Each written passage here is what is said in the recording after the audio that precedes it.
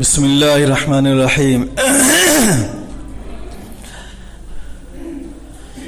الحمد لله نحمده ونستعينه ونستغفره ونؤمن به ونتوكل عليه ونعوذ بالله من شرور أنفسنا ومن سيئات أعمالنا من يهده الله فلا مضل له ومن يضلله فلا هادي له ونشهد أن لا إله إلا الله وحده لا شريك له ونشهد أن سيدنا وشفيعنا وحبيبنا وبارك وسلم تسليما كثيرا أما بعد فأعوذ بالله من الشيطان الرجيم بسم الله الرحمن الرحيم أقيموا الصلاة وآتوا الزكاة واركعوا مع الراكعين وقال في موضع آخر والذين يكنزون الذهب والفضة ولا ينفقونها في سبيل الله فبشرهم بعذاب أليم يوم يحمى عليها في نار جهنم فتكوى بها جباههم وجنوبهم وظهورهم صدق الله العظيم وقال نبينا صلى الله تعالى عليه وسلم الكيس من دان نفسه وعمل لما بعد الموت والعاجز من أتبع نفسه هواها وتمنى على الله الأمن او کما قال علیہ الصلوۃ والسلام۔ سبھی حضرات ایک مرتبہ درود پاک پڑھ لیں۔ اللہم صلی علی سیدنا وشفیعنا وحبیبنا وبارک وسلم تسلیما کثیرا۔ میرے محترم بزرگوں، عزیز ساتھیوں، اللہ تبارک و تعالیٰ کا یہ احسان ہے اور اس کا کرم ہے کہ اللہ رب العزت نے ہمیں اور آپ کو اپنے دربار میں حاضری کی توفیق عطا فرمائی۔ محض اس کا کرم ہے اور اس کا فضل ہے، اور اللہ تعالیٰ سے دعا ہے کہ اللہ تعالیٰ ہمیں اور آپ کو بار بار حاضری کی توفیق عطا فرماتے رہے۔ اس وقت میں قرآن پاک کی 2 آیتیں کریمہ پڑھی ہے اور سرور کونین جناب محمد الرسول اللہ صلی اللہ علیہ وسلم کی ایک حدیث پاک پڑھی ہے۔ اسی کے ذیل میں کچھ ضروری باتیں عرض کرنی ہے۔ دعا فرمائے کہ اللہ تعالی ہم لوگوں کو کہنے سننے سے زیادہ عمل کی توفیق عطا فرمائے۔ جیسا کہ ہم جانتے ہیں کہ یہ مہینہ جو ہے رمضان مبارک کا مہینہ چل رہا ہے، رحمتوں اور برکتوں کا مہینہ چل رہا ہے، اور اس مہینے کے اندر جو ہے رحمتوں کی بارش ہو رہی ہے۔ اور انسان کا اس دنیا میں آنے کا مقصد بھی کیا ہے؟ وہ ہے اللہ کی عبادت۔ اللہ تبارک و تعالیٰ نے قرآن پاک میں ایک جگہ فرمایا وما خلقت الجن والانس الا لیعبدون، کہ ہم نے انسان اور جنات کو محض اپنی عبادت کے لیے پیدا کیا ہے۔ تو عبادت کس طریقے سے کیا جائے اور کس کو عبادت کہا جاتا ہے، اس کو سمجھانے کے لیے اللہ رب العزت نے حضرات انبیاء علیہ الصلوۃ والسلام کو اس دنیا کی زندگی کے اندر بھیجا۔ حضرت انبیاء علیہ الصلوۃ والسلام نے انسانوں کو بتایا کہ عبادت کیا ہے اور عبادت کس طریقے سے کیا جائے۔ عبادت کے 3 قسم ہیں۔ عبادات جو ہے وہ 3 قسم پر ہیں۔ بعض عبادات وہ ہیں جن کا تعلق بدن سے ہے، بدنی عبادات ہیں، اور بعض عبادات وہ ہیں جو مالی عبادات ہیں، اور بعض عبادات وہ ہیں جو بدنی بھی ہیں اور مالی بھی ہیں۔ یہ 3 جتنی عبادتیں نظر آ رہی ہیں ان کو اگر سمیٹا جائے تو ان 3 قسموں کے اندر داخل ہیں۔ بعض عبادات بدنی ہیں، بدن کے اعتبار سے کیا جاتا ہے، جیسے نماز ہے، روزہ ہے، اور دوسری عبادات وہ ہے جو مالی ہے صرف، جیسے زکوٰۃ ہے، خیرات ہے، حج وغیرہ ہے، اور بعض عبادات وہ ہیں جو مالی بھی ہیں اور بدنی بھی ہیں، دونوں کا دخل اس کے اندر ہے۔ اور اسلام کی بنیاد کو جو بیان کیا گیا ہے کہ اسلام کی بنیاد 5 چیزوں پر ہے، ان میں سے ایک سب سے پہلے نمبر پہ جو آتا ہے وہ ہے نماز، اور دوسرے نمبر پر جو آتا ہے وہ ہے زکوٰۃ۔ زکوٰۃ کی اہمیت کا پتہ اس سے چلتا ہے کہ اللہ رب العزت نے جہاں پر نماز کا حکم دیا ہے وہاں پر زکوٰۃ کا حکم دیا ہے۔ تقریباً اگر ہم قرآن پاک کا مطالعہ کریں گے تو تقریباً 80-82 آیات ایسے ہیں، 80 اور 82 آیات ایسے ہیں جس میں نماز کے ساتھ ساتھ زکوٰۃ کا حکم دیا گیا ہے۔ اس سے پتہ چلتا ہے کہ زکوٰۃ کی اہمیت کیا ہے، اور زکوٰۃ کی اہمیت کو بتانے کے لیے خود اللہ کے رسول حضرت محمد صلی اللہ علیہ وسلم نے ارشاد فرمایا کہ زکوٰۃ ادا کرو، اور جو لوگ زکوٰۃ نہیں دیتے ہیں ان کے بارے میں وعیدیں بیان کی ہے۔ اس سے پتہ چلتا ہے کہ زکوٰۃ کا، اور جب حضور پاک علیہ الصلوۃ والسلام کے زمانے میں زکوٰۃ ادا کیا جاتا تھا، حضور پاک علیہ الصلوۃ والسلام جب اس دنیا سے پردہ فرما کے چلے گئے تو کچھ لوگ ایسے تھے جنہوں نے زکوٰۃ کا انکار کیا، نماز کا انکار نہیں کیا بلکہ زکوٰۃ کا انہوں نے انکار کیا کہ زکوٰۃ کے پیسہ جو ہم کماتے ہیں، اپنی محنت سے کماتے ہیں، ہم اپنے ہنر سے کماتے ہیں، ہم اس کو کیوں خرچ کریں، کوئی دوسروں کو کیوں دیں؟ تو جو مانعین زکوٰۃ کو جو روکنے والے تھے، اس کے لیے سیدنا حضرت ابوبکر صدیق رضی اللہ تعالیٰ عنہ نے جہاد کیا باقاعدہ طور پر، اور انہوں نے اعلان کیا کہ جو لوگ حضور پاک علیہ الصلوۃ والسلام کے زمانے کے اندر بکری کے ساتھ اگر بچہ دیتے تھے تو ان کو دینا پڑے گا، اگر نہیں دیں گے تو ان سے قتال کیا جائے گا، ان سے جہاد کیا جائے گا۔ اس سے پتہ چلتا ہے کہ نماز کے ساتھ ساتھ زکوٰۃ کی اہمیت ہے۔ جس طریقے سے نماز فرض ہے، اس کا انکار کرنے والا کافر، جو آدمی نماز کا انکار کر دے کہ یہ فرض نہیں ہے، نہیں پڑھتا ہے، بات الگ ہے، لیکن اگر نماز کا انکار کر دے کوئی کہ نماز کوئی چیز ہے ہی نہیں، نماز فرض ہی نہیں ہے، تو وہ دائرے اسلام سے خارج ہو جائے گا۔ ٹھیک اسی طریقے سے اگر کوئی آدمی زکوٰۃ کا انکار کر دے تو وہ بھی دائرے اسلام سے خارج ہو جائے گا۔ تو جس طریقے سے نماز فرض ہے اسی طریقے سے زکوٰۃ بھی فرض ہے، دونوں کے اندر کوئی فرق نہیں ہے۔ اور زکوٰۃ کی اہمیت کو بتانے کے لیے اللہ کے رسول صلی اللہ علیہ وسلم نے کئی موقع پر حدیث پاک کے اندر فرمایا کہ زکوٰۃ کس طریقے سے ادا کیا جائے اور کس کو ادا کیا جائے، کس کو دیا جائے، اور جو لوگ زکوٰۃ نہیں دیتے ہیں ان کے بارے میں قرآن پاک کے اندر اور احادیث پاک کے اندر وعیدیں بیان کی گئی ہیں۔ اس سے پتہ چلتا ہے کہ زکوٰۃ کی اہمیت کیا ہے۔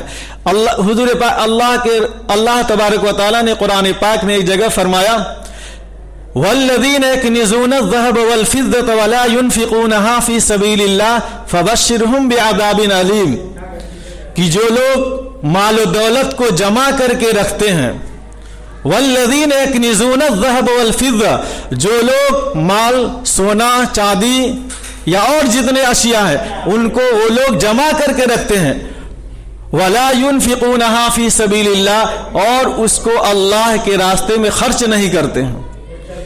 مال جمع کر رہے ہیں، چاہے سونے کے اعتبار سے ہو، چاہے چاندی کے اعتبار سے ہو، چاہے پیسے کے اعتبار سے ہو، چونکہ اکثر اس زمانے میں سونے چاندی کا سکہ چلا کرتے، اس لیے سونے چاندی کا ذکر کیا گیا ہے کہ جو لوگ مال کو جمع کر کے رکھتے ہیں ولا ينفقونها في سبيل الله، اور اس کی زکوٰۃ ادا نہیں کرتے ہیں، تو اللہ رب العزت نے حضور پاک علیہ الصلوۃ والسلام کو مخاطب کر کے فرمایا فبشرهم بعذاب علیم، کہ اے پیغمبر، اے نبی جی، آپ ان لوگوں کو خوشخبری سنا دیجئے جو لوگ زکوٰۃ ادا نہیں کرتے ہیں۔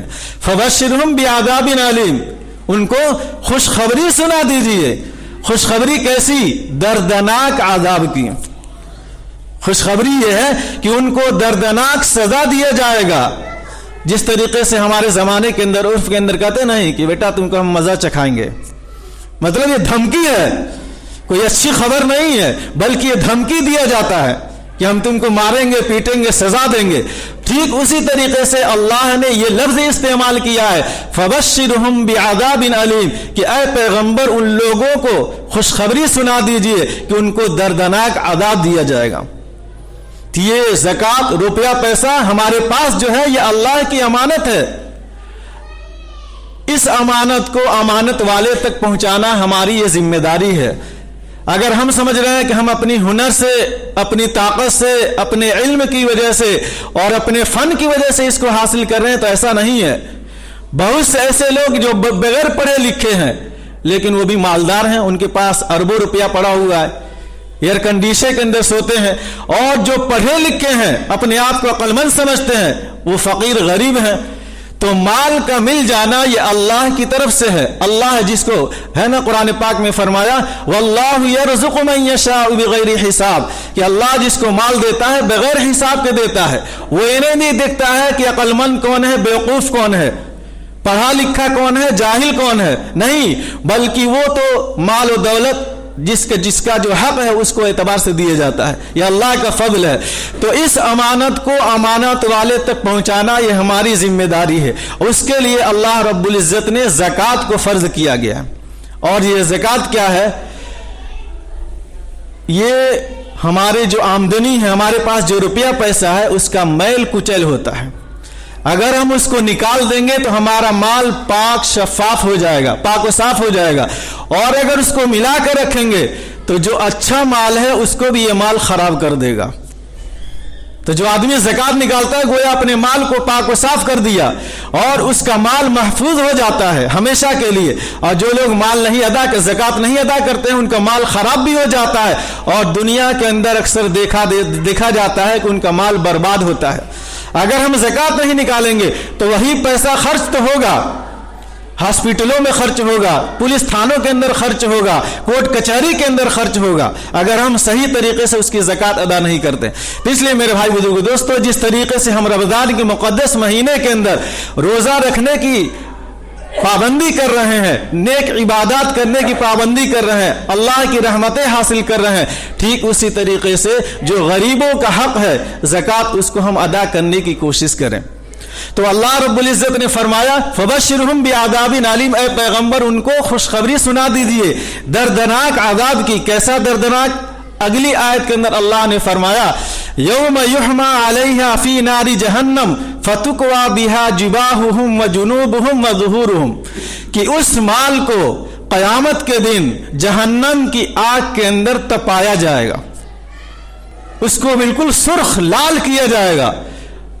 फतुकवा बिहा जिबाहुहुम, उसके जरिए से आदमी के पहलू को दागा जाएगा, उसकी पेशानी को दागा जाएगा, उसके पीठ को दागा जाएगा, जहन्नम की आग से उसको तपा करके। यौम युहमा अलैहा फी नारी जहन्नम फतुकवा बिहा जिबाहुहुम व ज़ुहूरुहुम, और कहा जाएगा कि लो यही माल है जिसको तुम जमा करके रखते थे, अल्लाह के रास्ते में खर्च नहीं करते थे। ये माल जो तुम जमा करते थे दुनिया के अंदर, यही माल है। और अल्लाह के रसूल सल्लल्लाहु अलैहि वसल्लम ने ज़कात न अदा करने की वईद के अंदर फरमाया कि उसके माल को क़यामत के दिन सांप की शक्ल में हाजिर किया जाएगा, सांप की शक्ल में उसको लाया जाएगा। और कौन सा सांप? अल्लाह के रसूल सल्लल्लाहु अलैहि वसल्लम ने फरमाया कि वो सांप ऐसा होगा जो गंजा होगा। और गंजा क्यों होगा? अल्लाह के रसूल सल्लल्लाहु अलैहि वसल्लम ने फरमाया इतना जहर उसके अंदर होगा जिसकी वजह से उसका बाल उड़ गया होगा, जहर की वजह से उस सांप का बाल उड़ गया, खत्म हो गया। तो उस माल को गंजे सांप की शक्ल में लाया जाएगा और मालदार आदमी के गले का तौक बना दिया जाएगा। जो लोग ज़कात अदा नहीं करते हैं, सोचते कि तो हमने कमाया, हम जिसको चाहे दे या न दे, नहीं, ये अल्लाह की अमानत है। उसके गले में तौक बनाकर पहनाया जाएगा और वो माल उसके मुंह को नोचेगा और कहेगा कि मैं ही खजाना हूं। जिसको तिजोरी के अंदर बंद करके रखते थे, गरीबों से दबा करके रखते थे, यतीम और मिस्कीनों को देते नहीं थे, मैं वही माल हूं, मैं तेरा खजाना हूं, लो इसका मजा चखो। इससे पता चलता है कि ज़कात अदा करना कितनी जरूरी चीज है।